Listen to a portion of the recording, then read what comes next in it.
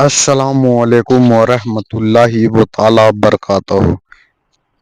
अल्लाह तबारक व तआला कुरान अजीम में यूँ फरमाता है, जुल्म करने वाले अनकरीब ये जान लेंगे कि वो किस खाई में गिरने वाले। कभी इंसान को माल का नशा, ताकत का नशा फिरौन बना देता है। बेशक जब किसी के पास ज़्यादा पावर आ जाता है, माल आ जाता है, तो सबसे पहले अपने गलबे को बाकी रखने के लिए वो छोटों पर जुल्म करता है, हक है। जिसको हम अपनी आम जुबान में दादागिरी, गुंडागिरी कहते हैं। बेशक जिसके पास भी पावर आया उसी का इम्तिहान है, उसी की हक है। आजमाइश है। बेशक इसीलिए शेख सादी रहमतुल्लाह तआला अलैह ने फरमाया है, जगरदन फिराजा तवाज़ो निकूस्त, गदागर तवाज़ो कुनद खोए उस्त। बड़े बड़े लोग अगर आजिज़ी करें तो ये अच्छी बात है, ये नेक खसलत है उनकी। पावर होने के बावजूद अगर वो आजिज़ी करे, तवाज़ो करे, और फ़कीर आदमी अगर गिड़गिड़ाए, तवाज़ो करे, तो ये तो उसकी आदत है, इसके अलावा करेगा क्या। पावर आ जाने के बाद, ताकत आ जाने के बाद इम्तिहान शुरू होता है। इसीलिए मेरे अजीज़ों, माँ बाप के भी अदब और एहतराम की जो बात की गई है कि माँ बाप का अदब और एहतराम वो किस वक्त, कि जब वो लोग ताकतवर हों और तुम छोटे हो, उस वक्त नहीं। उस वक्त तो हर बच्चा अपने माँ बाप का अदब करता है, बेशक क्योंकि माँ भी पावरफुल है, ताकत है उसको, बाप भी ताकतवर है, कमाता वही है, घर वही चलाता है, और बच्चा अभी जवान भी नहीं हुआ, छोटा है, तो अदब तो करेगा ही, डांट तो सुनेगा ही। कमाल उस वक्त है जब वो बुढ़ापे पर आ गए और उनके हाथ पांव नहीं चलते, कमाई का कोई जरिया नहीं, और तुम पावरफुल हो चुके हो, तुम्हारे पास अल्लाह ने ताकत भी दी, दौलत भी दी। अब देखा जाए कि तुम मां को झिड़क के बात करते हो या फिर वो अदब दिखाते। इम्तिहान तो उस वक्त है जब वो कमजोर हो जाएं और तुम ताकतवर हो जाओ। बेशक इसीलिए कुछ लोग शोहर और बीवी के साथ हुस्ने सुलूक के जो मामलात हैं, इसको भी मैं आपको बताता हूं। किस वक्त एतबार है इस चीज का। कोई अगर ये कहता है मैं अपनी बीवी के साथ बहुत अच्छा सुलूक करता हूं, तो अगर अच्छा सुलूक करता है तो ये देखा जाएगा कि किस वक्त कर रहा है। जब तेरी ताकत सब खत्म हो गई, अब तुझे बीवी की जरूरत पेश आई, उस वक्त अच्छा सुलूक कर रहा है, या उस वक्त जब वो कमजोर थी और तू ताकतवर था। इसीलिए मेरे अजीजों, ये सारी मिसालें देखना है तो मोहम्मदुर रसूलुल्लाह सल्लल्लाहु अलैहि वसल्लम, मेरे आका करीम सल्लल्लाहु तआला अलैहि वसल्लम की जिंदगी पाक, हुजूर पाक सल्लल्लाहु तआला अलैहि वसल्लम के अपने वालिदैन के अदब की जो मिसाल मिलती है। हुजूर के वालिदैन तो बहुत जल्दी इंतकाल कर चुके, लेकिन फिर भी हदीस में मिलता है उस वक्त नहीं जब मेरे आका सल्लल्लाहु अलैहि वसल्लम का बचपन था, उस वक्त की बात जब मदीने तैयबा में इस्लामी हुकूमत स्टैब्लिश हो चुकी है। कैसर और किसरा थर्रा रहे हैं, हुजूर के नाम से कांप रहे हैं। जिस जगह सहाबा चले जाएं, फतह हो कामरानी उनके कदम चूम रही हो, उस वक्त जब गलबा था, गलगला था, नबी पाक सल्लल्लाहु अलैहि वसल्लम सहाबा के साथ बैठे, एक बूढ़ी औरत आती है, हुजूर खड़े हो जाते हैं, और खड़े हो गए, सहाबा चौंक गए। मेरे आका सल्लल्लाहु अलैहि वसल्लम ने अपनी चादर निकाली और बिछाया उस बूढ़ी खातून को बैठने के लिए। सहाबा ने पूछा, ये वो सरवरे किश्वरे रिसालत है, सैयदुल अंबिया है, जिसके कदमों को माथा लगाकर जिब्राइल बोसा देते हो, वो किसी बूढ़ी के लिए खड़ा हो जाए। तो हुजूर पाक सल्लल्लाहु अलैहि वसल्लम से सहाबा ने पूछा कि इस खातून का अदब क्यों? मेरे आका ने फरमाया, ये 2 साल मुझे दूध पिलाने वाली हलीमा सादिया है। सुभान अल्लाह। नबी पाक सल्लल्लाहु तआला अलैहि वसल्लम ने उस वक्त अदब करके दिखाया है जब पावर था, गलबा था, सहाबा की जमात थी, और एक बूढ़ी खातून आई, और वो भी जन्म देने वाली औरत नहीं है, दूध पिलाने वाली दाया है। मेरे अजीजों, 1-2 मिसाल नहीं, हर मिसाल मैं आपके सामने रखूं। हुजूर पाक सल्लल्लाहु तआला अलैहि वसल्लम एक बार एक दरख्त के नीचे आराम फरमा रहे हैं। सहाबा भी थे, किसी गजवे से वापस लौट रहे थे। उस वक्त अचानक एक दुश्मन आ गया, वो घात लगाए बैठा होगा। सहाबा नींद में थे, हुजूर पाक सल्लल्लाहु अलैहि वसल्लम की तलवार बाजू रखी हुई थी। अचानक एक शख्स आया और हुजूर की वो तलवार उठा ली। हुजूर नबी पाक सल्लल्लाहु तआला अलैहि वसल्लम बेदार हुए और देखा तो वो तलवार सोते खड़ा है बिल्कुल हुजूर के सामने, हुजूर पाक सल्लल्लाहु अलैहि वसल्लम के पास। तो हुजूर अकरम सल्लल्लाहु तआला अलैहि वसल्लम उसको देख रहे कि अब ये तलवार चलाने वाला है। और उस शख्स ने तलवार चलाने से पहले हुजूर से पूछा, बता मोहम्मद, तुमको मुझसे कौन बचा सकेगा? हुजूर पाक सल्लल्लाहु अलैहि वसल्लम ने एक बुलंद आवाज से सिर्फ इतना कहा, अल्लाह।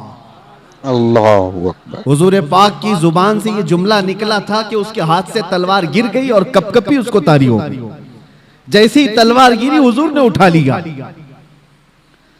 अब आप देखें, जब काया पलट जाए, पांसा पलट जाए, पावर दूसरे के पास आ जाए और उस वक्त जो हमको सताया हुआ आदमी हमारे हाथ के नीचे आ जाए, तो फिर इंसान की फितरत क्या होती है?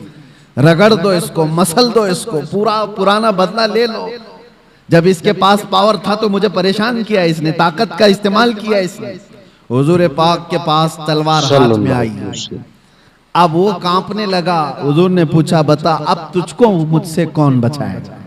वो तो काफिर था, वो काफिर था। हुजूर ने तो फरमाया था अल्लाह। उसने कहा, मैंने सुना है कि तुम करीम इब्ने करीम हो।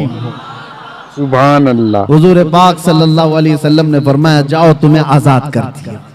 सुभान अल्लाह। तो वो आजाद होकर के गया थोड़ी ना, बल्कि कहा कि ला इलाहा इल्लल्लाह मुहम्मदुर रसूलुल्लाह। और अपनी कौम में आकर के बताया, मैंने एक ऐसे रहमदिल इंसान को देखा है, जब उसके हाथ में पावर आ गया तो उसने तलवार चलाने की बजाय मुझे मुस्कुरा करके आजाद किया। सुभान मेरे अजीजों, ये आसान बात नहीं। इंसानी फितरत तो ऐसी है कि पावर का इस्तेमाल हर आदमी अक्सर गलत कामों में इस्तेमाल करता है। वो सिर्फ रसूलुल्लाह की जात है, वो यकीनन हमारे लिए कायदे कुल हैं, हमारे लिए नमूने अमल है। ला करके दिखाओ दुनिया भर की ताकतें जिनके पास पावर आता है, उसके बाद वो किस तरह का रूलिंग करती है। मैं इस्लाम को छोड़ करके आपके सामने रखूं अगर बात, हाँ कभी कभार ये दरिंदे हमें ऐसे बादशाहों की मिसाल ला करके बताते हैं जिनका इस्लाम से कोई ज्यादा ताल्लुक नहीं रहा। वो तो अय्याश बादशाह थे, नाम मुसलमान होने से कोई मुसलमान थोड़ी ना हो जाता है। बेशक। वैसे तो तुर्की के इनकलाब के बाद मुस्तफा कमाल बादशाह नाम से जो रेवोल्यूशन आया था, सल्तनत उस्मानिया खत्म होने के बाद तुर्की में जो बादशाह बनाया गया अंग्रेजों की तरफ से, उसका नाम क्या था? मुस्तफा कमाल बादशाह। उसने तकरीबन 10-11 साल हुकूमत किया, पूरे इस्लाम को खत्म करने के लिए एड़ी चोटी का जोर लगाया। कुरान पे पाबंदी, अजान पे पाबंदी, हिजाब पे पाबंदी, अरबी जुबान पे पाबंदी। 11 साल की हुकूमत में नाम क्या था? मुस्तफा कमाल। नाम हो जाने से कोई मुसलमान नहीं होता। ये बात याद रखें। मिसाल लाओ ऐसी कि अबू बकर हो, उमर हो, उस्मान हो, हैदर रदी अल्लाह ताला नुमा जैसी, कि उनके दौरे खिलाफत में मैं अगर आपको हजारों मिसालें रखूं, पावर था, गलबा था, ताकत थी, तब फिर किस तरह का इस्तेमाल किया है। आज दुनिया को देखो, निहत्तों पर जो जुल्म किया जाता है, बराबर का मुकाबला हो तो समझ में आए कि दो पहलवान मैदान में लड़ रहे हैं। फिलिस्तीन और इजराइल के मामलात को पूरी दुनिया जानती है। एक तरफ कंकर और पत्थर लेकर लड़ने वाले बच्चे और एक तरफ पेट्रोट मिसाइल पूरी दुनिया को सप्लाई करने वाली हाई टेक्नोलॉजी पावर वाली ताकत। कोई मुकाबला है? कोई मुकाबला नहीं, लेकिन दुनिया देख रही है। और हकीकत में बताऊं, हक और बातिल के मामलात जब भी टकराए ना, बराबरी कभी हुई नहीं, बराबरी हुई नहीं। एक तरफ 82 लोग हैं और एक तरफ 22,000 का लश्कर करबला के मैदान। 82 का डबल कर दो, ट्रिपल कर दो, 4 गुना कर दो, समझ में आए कि ये लोग डबल थे, ये ट्रिपल थे। नहीं, अरे कितने गुना ज्यादा। 80 लोगों के मुकाबले में अगर 22,000 आए तो कोई कंपैरिजन हो सकता है? बिल्कुल कोई मुकाबला है इनका? लेकिन हक और बातिल की लड़ाई हमेशा ऐसी रही। और दूसरी एक मिसाल आपको बताऊं, सलाहुद्दीन अय्यूबी की। एक ऐसी जंग लड़ा उस मर्द मुजाहिद ने कि सारी सलीबी ताकतें जमा हो गई थी और 4 लाख की फौज जमा हो गई। 4 लाख की फौज सलीबियों के पास। अगर 4 लाख इंसान खड़े कर दिए जाए ना तो सरों का समंदर नजर आएगा आपको, सरों का समंदर होगा। और उस वक्त सलाहुद्दीन अय्यूबी के सामने ऐसा चैलेंज था, बिखरी टूटी हुई सब फौज मिलाने के बाद सलाहुद्दीन के पास सिर्फ 12,000 का लश्कर था। 12,000 का मुकाबला 24,000 से हो तो समझ में आए, 48,000 से हो तो समझ में आए, लेकिन 12,000 का मुकाबला 4 लाख से होने वाला है। एग्रीमेंट साइन कर लो, सुलह करके खत्म करके चले जाओ। सलाहुद्दीन ने अपने फौजियों से पूछा, क्या इरादा है तुम्हारा? सलीबी ताकतें सब जमा हैं और हमारी तादाद कम है। कैसे जवान उस लश्कर में शामिल थे। अपने सिपह सालार से कहते हैं, सलाहुद्दीन, अगर रसूलुल्लाह सल्लल्लाहु अलैहि वसल्लम के सहाबा तादाद देखकर मैदान में उतरते थे तो हम भी देखकर उतरेंगे, और अगर वो अल्लाह उसके रसूल के भरोसे उतरते थे तो हम भी उनके नक्शे कदम पर अल्लाह और रसूल के भरोसे उतरे। सुभान अल्लाह, सुभान हमने अल्लाह। तादाद नहीं देखी, तादाद नहीं देखी, अल्लाह की मदद आई। और तारीख लिखने वाले अंग्रेज लोग हैं, ईसाई लोग हैं, किताबें आज भी मार्केट में मिल जाएंगी आपको। ये 4 लाख का मुकाबला जो 12,000 से हुआ था, तारीख की एक ऐसी जंग है। अंग्रेज मुअर्रिख लिखते हैं कि सलाहुद्दीन को और उनकी फौजों को कयामत तक फरामोश नहीं कर सकते सलेबी लोग, इसलिए कि उस जंग में इसने छींतरे उड़ा दिए थे और टुकड़े टुकड़े कर दिए थे, सबको बिखेर दिया था। लोग अपनी जानें बचाकर निकल गए, मुफाहमत पर आ गए। एग्रीमेंट सलाहुद्दीन ने नहीं, सामने वालों ने साइन किया। सुभान अल्लाह, सुभान अल्लाह। मैं आपको ये बातें इसलिए अर्ज कर रहा हूं कि पावर और ताकत का नशा जब किसी को आता है, सर चढ़ करके बोलता है। और एक बात, फिरौन की उम्र ज्यादा नहीं लंबी की जाती, जुल्म की तारीख ज्यादा लंबी नहीं होती और उनका अंजाम भयानक होता है। इसलिए कि मजलूमीन की आह जब निकलती है तो अल्लाह करीम, अल्लाह रब्बुल इज्जत को कहार और जब्बार खुदा जलाल में आएगा और पकड़ करता है। तो ऐसे कि कुरान में अल्लाह ताला फरमाता है, फलम्मा नसू मा ज़ुकिरू बिही फतहना अलैहिम अबवाब कुल्ली शै हत्ता इज़ा फरिहू बिमा ऊतू। जब ये लोग भूल जाएं अल्लाह को तो अल्लाह फरमाता है, मैं उनको खुशियों के सारे दरवाजे खोल देता हूं, खूब खुश हो जाओ। यानी अल्लाह को भूलने के बाद जालिमों के लिए दरवाजे खोल दिए जाते हैं, खूब खुशियां मनाओ, सब तुम्हारा है, सब तुम्हारा है, ताकत भी तुम्हारी, सियासत भी तुम्हारी, तख्त भी तुम्हारा, सारा डिपार्टमेंट तुम्हारा, नाचो जितना नाचना है।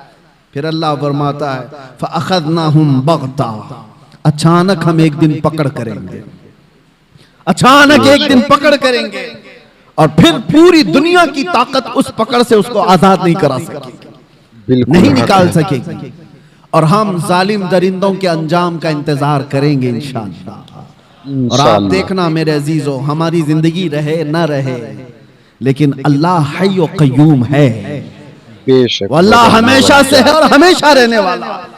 लोग ये समझते हैं आज हम पावर में हैं और हम ताकत में हैं, इनको मार देंगे, इनको काट देंगे, सब कर लो, लेकिन अल्लाह तो जिंदा हमेशा रहने वाला है। हमारा वारिस अल्लाह रब्बुल इज्जत है, हमारी तमाम चीजों के लिए अल्लाह करीम है। हमने जब ये कुरान में पढ़ा, व उफ़व्विदु अमरी इलल्लाह, अल्लाह ने कुरान में सिखाया है कि यूं कहो कि मैंने अपने सारे मामलात अल्लाह के हवाले कर दिए। इन्नल्लाह बसीरुम बिल इबाद, बेशक अल्लाह अपने बंदों को देख रहा है। तो फिर देखो अल्लाह ताला बंदों को कैसे देखता है। हाँ, वक्त लगता है, थोड़े दिनों की बात है, मैंने उस वक्त देखा, पढ़ने के मेरे मुताले में एक चीज आई थी। हज़रत अबू जुंदल एक सहाबी हैं, मक्का में गिरफ्तार हुए थे, कैदी बन गए काफिरों के साथ। और तकरीबन जानते हो 16 साल इन्होंने काफिरों की कैद में गुजारे। और जब रसूल पाक सल्लल्लाहु अलैहि वसल्लम सुलह हुदैबिया जो हुई उस दिन हुजूर 1400 सहाबा के साथ उम्रा करने आ रहे थे, तब मक्का वालों ने रोक लिया था और एग्रीमेंट साइन हो गए थे।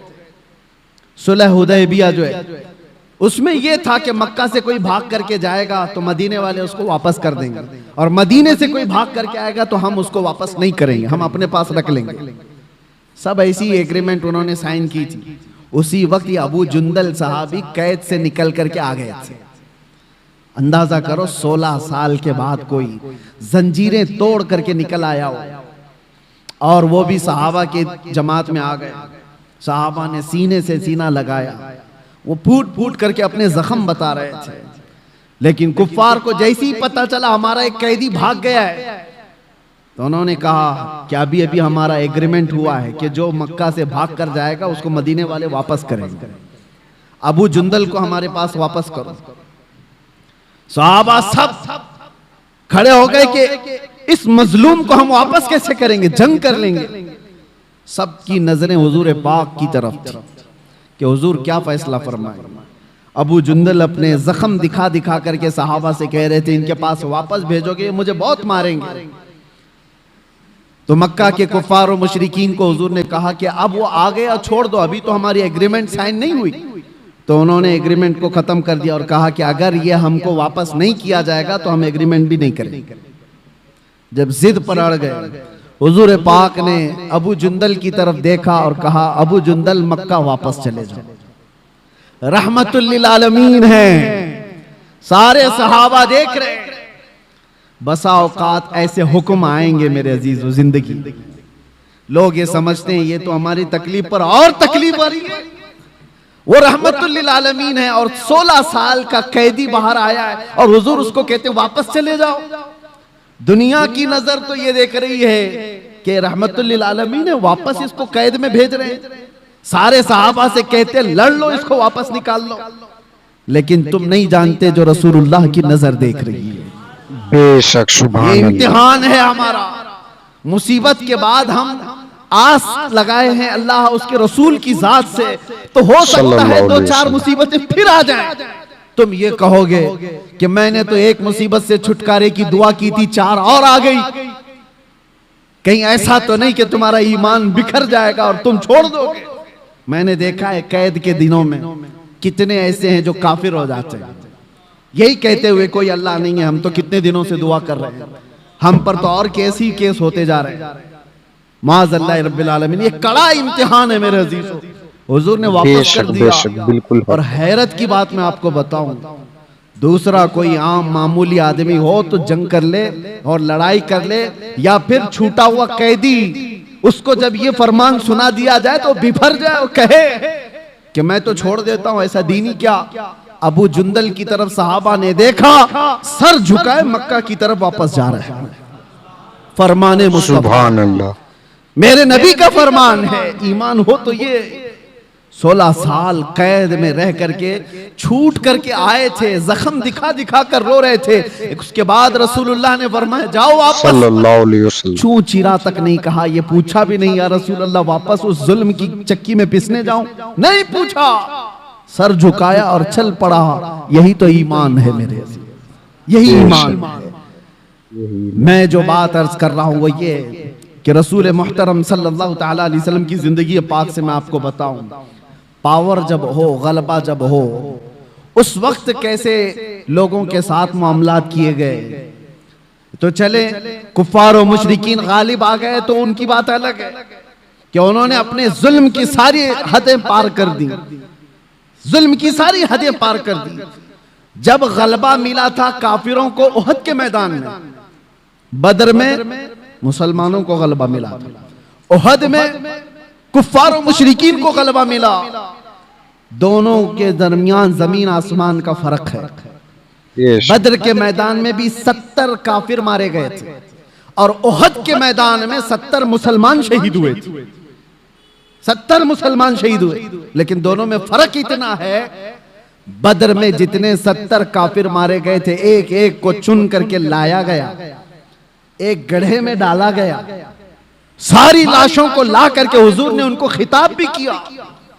शाम के वक्त हदीस पाक में हुजूर उनसे बात कर रहे थे, बताओ ऐ मरने वालों, क्या तुमको वो चीज मिल गई जो तुम्हारे खुदाओं ने तुमको वादा किया है, या तुम अपने खुदाओं से जो यानी उम्मीद रखते थे। सहाबा तो ये पूछ रहे थे, या रसूल अल्लाह आप इनको खिताब कर रहे हैं, ये तो मरे हुए हैं। हुजूर फरमाते हैं, या जिंदों से ज्यादा सुनते हैं। ये मामला है बदर के मैदान का। पावर था, गलबा था, और उधर उहद के मैदान में पावर और गलबा कुफ्फार को था। क्या किया इन्होंने? 70 मुसलमानों को जो शहीद किया, अमीर हमजा का सीना चाक करके कलेजा निकाल के चबाया था। इंसानों में ये हरकत हो सकती है? कोई इंसान ये कर सकता है? जानवर खाते होंगे जानवरों को, इंसान नहीं। पावर जब मिला तो सीना चाक करके कलेजा निकाल करके चबाया। दूसरे क्या किया? साद इब्ने रबी, उनके पेट को फाड़ दिया और आंतड़ियां बाहर निकाली, गले में डाल लिए गए। क्या ये इंसान कर सकता है? तीसरी मिसाल हजरत अनस बिन नुज़ैर, ये वो सहाबी हैं, उनकी बहन कहती हैं सिवाय उनकी शहादत की उंगली के उनका जिस्म मिला ही नहीं, कुचल दिया गया था, पूरा रौन दिया गया था, पूरे जिस्म को रौन दिया गया। एक उंगली से पहचान में आए कि अनस बिन नुज़ैर की लाश। लाशों के साथ ये किया। जब पावर आया तो, ताकत आई तो ये किया। चौथी मिसाल, ये तो एक दो नहीं है, कई मिसालें। अब्दुल्ला बिन जहश एक सहाबी, उनके जिस्म के 80 टुकड़े किए गए और हर टुकड़े को रस्सी में पिरोकर हार बनाया। ये पावर जब आए तो कुफार ये करते हैं, और रसूलुल्लाह सल्लल्लाहु ताला अलैहि वसल्लम के हाथ में जब पावर आया। अब मैं आपको बताऊं, यह उहद का मैदान था जहां जंगली जानवरों से ज्यादा जुल्म कुफार और मुशरिकीन ने किया सहाबा के साथ। 70 सहाबा जो शहीद हुए हैं, सबकी लाशों के साथ इन्होंने बहुत बुरा सलूक किया है, बहुत बुरा सलूक किया है। जंगी कानून भूल जाते हैं लोग जब पावर में आते हैं, ताकत में आते हैं। और यही पावर जब रसूलुल्लाह के हाथ में आया, 10,000 का लश्कर लेकर मेरे आका 20 रमजान को मक्का में दाखिल हो रहे हैं। उस वक्त जंग करने जैसी नौबत भी नहीं थी। कुफारे मक्का सब भागे भागे फिर रहे थे, मुकाबला करने की ताकत नहीं थी। खानदान बिखरे हुए थे, हुजूर के सामने खड़े होने की हिम्मत नहीं थी, सब छुप रहे थे। और नबी पाक सल्लल्लाहु ताला अलैहि वसल्लम के सहाबा शाहाना अंदाज में हरम काबा में दाखिल हो रहे थे। लब्बैक की सदाएं गूंज रही थी, हरम काबा की सरजमीन चूमी जा रही थी, और अल्लाहु अकबर की सदाओं से मक्का गूंज रहा था। उस वक्त जानते हो 10,000 का लश्कर जब मक्का में आया हो, हैबत ऐसी तारी थी सबके दिलों पर कि लोग दीवारों से चिपके हुए खड़े थे, कोई दरवाजों के अंदर बंद खड़े थे। लेकिन मेरे आका सल्लल्लाहु अलैहि वसल्लम जब हरम काबा में आए, अजान दी गई और फिर मक्का वालों को बुलाया गया। कहां हैं सारे लोग? हैरत होती, आपको तारीख उठा करके देखो, हैरत होगी। जिसने हुजूर पाक सल्लल्लाहु अलैहि वसल्लम के मुकाबिल में एक दो नहीं कितनी जंगें लड़ी। जंगे बदर में मुकाबले में अबू सुफियान है, जंगे उहद में मुकाबले में अबू सुफियान है, जंगे खंदक में मुकाबले में अबू सुफियान है। हुजूर के मुकाबले में अबू सुफियान इतनी जंगे हुजूर के मुकाबले में लड़ते रहे, और हुजूर उस दिन ऐलान करते हैं मक्का के फतेह मक्का के दिन जब पावर हाथ में है, मेरे आका फरमाते हैं जो भी मक्का में इधर उधर छुप करके भाग रहे हैं उनको डरने की जरूरत नहीं। जो मेरे दादा अब्दुल मुत्तलिब के घर में आ गए वो पनाह में है, जो अबू सुफियान के घर में आ गए वो पनाह में है। सुभान अल्लाह। दुश्मन के घर में अबू सुफियान को ये मकाम दे रहे हैं। हुजूर फरमाते जो अबू सुफियान के घर में आ गए वो पनाह में है, जो खाने काबा के इर्द गिर्द आ गया वो पनाह में है, उससे जंग नहीं की जाएगी। और जो तलवार उठाया हुजूर से मुकाबला करना चाहा, वो कैदी बना करके लाए गए, पकड़ करके लाए गए। फतेह मक्का का दिन है। सहाबा तो सहाबा है जो बरसों से जंगों की जिंदगी देख रहे हैं हुजूर के साथ। मेरे अजीजों, उनकी कुर्बानियां कम नहीं है। हजरत अबू हुरैरा से पूछो, हदीसें बताती हैं ऐसी ऐसी जंगों में सहाबा गए, कहते हैं कि पैरों पर कपड़े बांधने पड़ते थे, सारे नाखून उखड़ गए थे। ऐसी जंगें वो लड़कर के आए बगैर चप्पल पहने। मेरे आका सल्लल्लाहु अलैहि वसल्लम से कभी उन्होंने ये सवाल नहीं किया था कितना लंबा आप लेकर के जाएंगे। एक जंग से लौट रहे हैं, जिब्राइल अमीन आए, हुजूर से कहा या रसूल अल्लाह, अल्लाह का हुक्म है यहीं से दूसरी जंग में जाना है। सहाबा 1 महीने की जंग के बाद लौट रहे थे, जख्मी थे, नसें कटी हुई थी। हुजूर ने जिब्राइल से कहा मेरे सहाबा से पूछ लूं, ये मदीने से 5 किलोमीटर ही बाकी था घर, वापस रास्ता 5 किलोमीटर का, 1 महीने की जंग के बाद वापस आ रहे। हुजूर ने सहाबा से पूछा, जिब्राइल आए अल्लाह का हुक्म लेकर, यहां से दूसरी जंग में जाना है, तुम्हारा क्या मशवरा है? सहाबा में से किसी ने एक ने ये नहीं कहा मरहम पट्टी कर लें, बीवी बच्चों से बात कर लें, घर के हाल चाल देख कर के आए। नहीं, सारे सहाबा एक जबान होकर कहते हैं या रसूल अल्लाह, देर किस बात की, देर किस बात की, चले यहीं से चलते हैं। ये वो सहाबा है, ये वो सहाबा है। जंगों ने उनको चूर चूर किया था। तो फतेह मक्का के दिन लाजमी बात है मेरे अजीजों, पावर हाथ में था, गलबा हाथ में था, ताकत हाथ में थी। जितने आज तक लड़ते थे वो सब कैदी बनकर के हाथ सामने खड़े थे। तो किसी साहबी ने ऐलान कर दिया, अल यौम यौमुल मलहमा, आज तो छींतरे उड़ाने का दिन है, आज के तो गोश्त के टुकड़े उड़ाए जाएंगे। मेरे आका ने उस सहाबी का नारा बदल दिया, अल यौम यौमुल मलहमा। मलहमा का मतलब होता है गोश्त के पीस पीस किए जाएंगे। हुजूर ने उनकी जुबान को बदल दिया और कहा ला ला, अल यौम यौमुर रहमा, आज का दिन तो रहमत का दिन है। सुभान अल्लाह, सुभान अल्लाह। आज का दिन तो रहमत का दिन है। लाओ दुनिया में ऐसी मिसाल, पावर में आ जाए, ताकत में आ जाए, तब वो माफ करता। ये जालिम कुत्ते क्या समझते हैं, जिनके हाल चाल ये है कि छोटी सी ताकत के मालिक बन गए तो निहत्तों पर जुल्म करते हो। अपने बराबर की ताकतों से लड़ने की तो इनके अंदर हिम्मत नहीं है। ये लड़ना चाहे तो लड़े ना, जो आज पावरफुल ताकतें हैं, ये आपस में क्यों नहीं लड़ते? इजराइल को लड़ना है तो चाइना से जाके लड़, कोरिया से लड़ ले जो बैठा हुआ है। जिनके पास पावर है उनसे क्यों नहीं लड़ते? इनको पता है हेकड़ी निकल जाएगी। लड़ना है तो उन गरीब निहत्तों से जिनके पास सब्जी काटने की चाकू भी नहीं, जिनके पास बीमार हो जाए तो दवाई की गोली भी नहीं, उनसे लड़ना है। इसको ताकत नहीं कहते, इसको दुनिया की सबसे बड़ी बुज़दिली कहते हैं। बेशक हक है। आका लगाते थे उन्हें भी गले से, जो मुंह को लगाने के काबिल न थे। शमाइन हजरात, आप सुन रहे थे मुफ्ती सलमान अजहरी की बयान, दिलों को झिंझोर देने वाली बयान। रब्बो तबारक व तआला हम सभी को नबी करीम सल्लल्लाहु अलैहि वसल्लम की हस्ब हुस्ना पे अमल करने की तौफीक और रफीक इनायत फरमाए।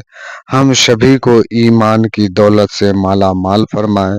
शमाइन हजरात, आप सभी से दिली गुजारिश है कि कमर उस्मान गनी साहब के लिए ज्यादा से ज्यादा दुआ करें।